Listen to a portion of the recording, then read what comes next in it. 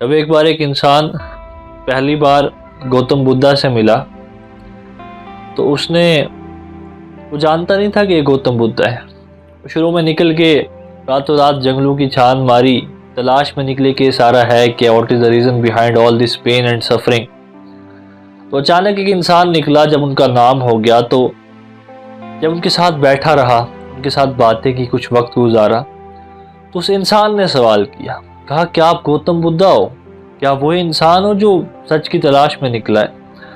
तो उन्होंने कहा हाँ मैं वही हूँ।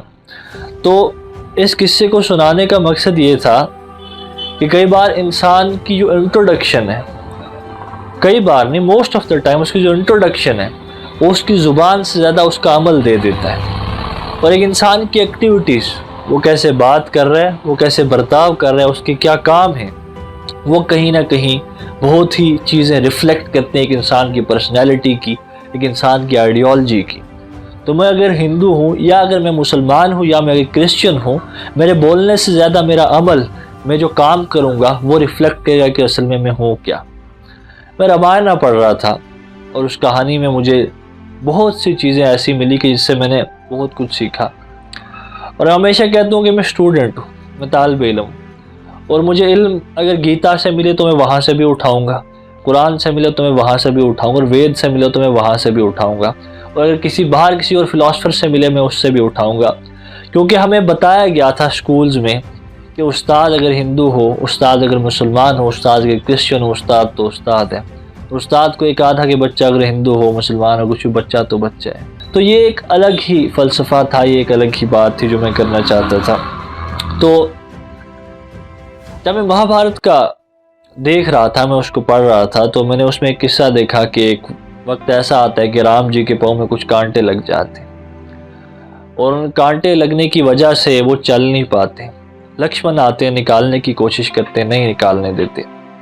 दूसरे दिन कांटों के साथ ही उठते हैं, खड़े हो जाते हैं और चलना शुरू कर देते हैं, और खून से पाँव से खून ही खून निकलता रहता है। फिर लक्ष्मण जी कहते हैं सीता से कि आप ज़रा कुछ कहिए, मत आपकी बात मान ली, मेरी तो सुन नहीं रहे। तो जब सीता जी जाती हैं तो वो कहती हैं कि आप क्यों नहीं ये कांटे हमें निकालने दे रहे? तो जवाब दिया था ना राम जी ने, मैं चाहता हूँ कि आज उनको मानने वाले लोग उस जवाब को एक बार सोचें, उस पर गौर करें। उन्होंने कहा कि जब कोई चीज़ मेरे चरणों को आके छू लेती है, मैं नहीं चाहता कि मैं उसको अपने चरणों से दूर करूं।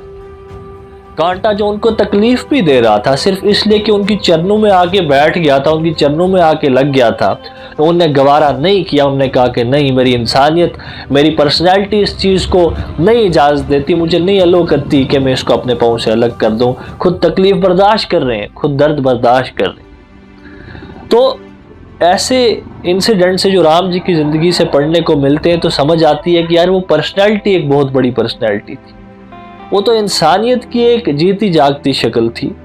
वो तो एक ऐसी चीज़ थी कि जो जिसके अंदर रहम दिली, मोहब्बत, प्यार, अमन, सुकून, इसके सिवा कुछ था ही नहीं। लेकिन आज मुझे कई बार अफसोस से कहना पड़ता है कि ऐसी घटनाएं हो जाती हैं जो कई बार हिंदू संगठन के लोग करते हैं, कई बार मुसलमान संगठन के लोग करते हैं, कई बार किसी और संगठन के लोग करते हैं। लेकिन मैं राम जी की ज़िंदगी देखता हूँ, मैं गीता उठाता हूँ, मैं फिर कुरान उठाता हूँ, मैं नबी रहमत सल्लल्लाहु अलैहि वसल्लम की ज़िंदगी देखता हूँ, मैं गुरु ग्रंथ साहिब खोलता हूँ। जब उन सब चीज़ों को देखता हूँ इतना अफसोस होता है कि इनमें तो वो सब चीज़ों की जगह ही नहीं जो ये बाहर कह रहे हैं। जो ये कह रहे हैं, जो अगर कोई हिंसा कभी मज़हब के नाम पर हो रही है तो मैं मज़हब के पीछे गया, मैंने मज़हब को खोला कि कौन सा ये वायलेंस की बात करता है, तो कहीं था ही नहीं।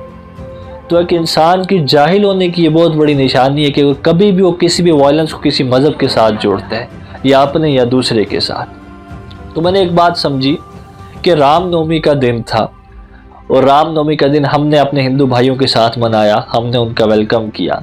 लेकिन उसके दूसरे दिन से ही खबरें आने लगी कि आज रामनवमी के दिन ही वहाँ पर वायलेंस हो गई है, वहाँ पर ये हो गया है, वहाँ पर ये हो गया है। तो बड़ा दुख हुआ कि ऐसे मौके, रामनवमी हो, ईद हो, हमारे सिख भाइयों का कोई मौका हो, कि ऐसे मौके जो हमें ब्रदरहुड का एक मैसेज देती थी, जो हम इंसानों को जोड़ती थी, जो हमें इकट्ठा करती थी, अगर उन दिनों में ऐसी वायलेंस होगी तो हिंदुस्तान की तारीख में इससे ज़्यादा शर्मनाक बात और हो क्या सकती कि हम जुड़े ही इन बेसिस पर थे कि ईद पर मेरा हिंदू भाई मेरे साथ आएगा, होली पर मैं अपने हिंदू भाई के साथ जाऊंगा और क्रिश्चियनों के साथ जाया जाएगा और सिखों के साथ जाया जाएगा।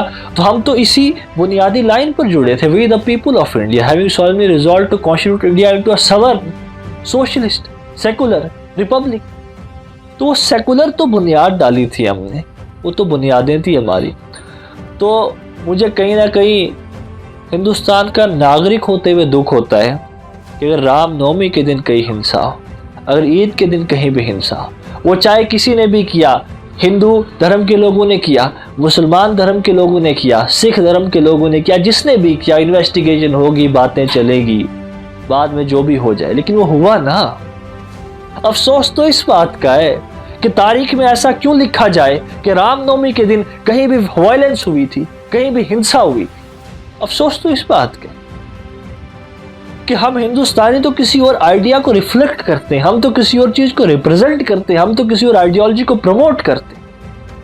हमने तो एक थालियों में खाना खाया है, हमने तो आज़ादी के वक्त जेलों में 7 सजाएं काटी हैं। हमारा जो रिश्ता था उस रिश्ते को नहीं तोड़ा जा सकता। और ये मेरे लोग कब समझेंगे इस बात को कि इंसानियत और खाली इंसानियत का रिश्ता ही नहीं हमारा, हमारी एक तारीख का रिश्ता है। हिस्ट्री में उठाओ हमारे रिश्ते क्या थे। तो हिंदुस्तान में न हिंदू, न मुसलमान, न सिख, न क्रिश्चियन, यहाँ पर हिंदुस्तानी होना एक इंसान के फख्र के होने की बात है। और हम रामनवमी भी मनाते रहे, हम होली भी मनाते, हम ईद भी मनाते, हम सब कुछ मिलके मनाते। तो आज मुझे कहीं ना कहीं दुख हुआ, और ये जो भी मैंने आज कहा, ये अपने दिल से कई बातें कि हम ऐसा कभी भी नहीं चाहेंगे, और हम इस चीज़ को कंडेम करते हैं। और अपील करता हूँ अपने लोगों से, एडमिनिस्ट्रेशन से, हर उस इंसान से जो मेरी बात को समझ रहा है कि वो राम हो, वो हमारे मुसलमान भाइयों का जो है कोई आइडियोलॉजी हो, वो सिखिज्म की कुछ बातें हों, हमें इंसानियत की ही दर्स दिया गया है, हमें इंसानियत की ही टीचिंग्स दी गई। अगर उसको तोड़ के कभी भी हिंसा होगी तो इससे ना हिंदू को, ना मुसलमान को, ना सिख को, बल्कि हिंदुस्तान को फर्क पड़ेगा। उस हिंदुस्तान को जिसकी आज़ादी के लिए हिंदू भी लड़ा, मुसलमान भी लड़ा, सिख भी लड़ा, उस हिंदुस्तान को फर्क पड़ेगा। तो आज के बाद कभी भी ऐसे हालात हों तो एक हिंदुस्तानी को समझना चाहिए कि मैं हिंदुस्तान को ठेस पहुंचा रहा हूं आज।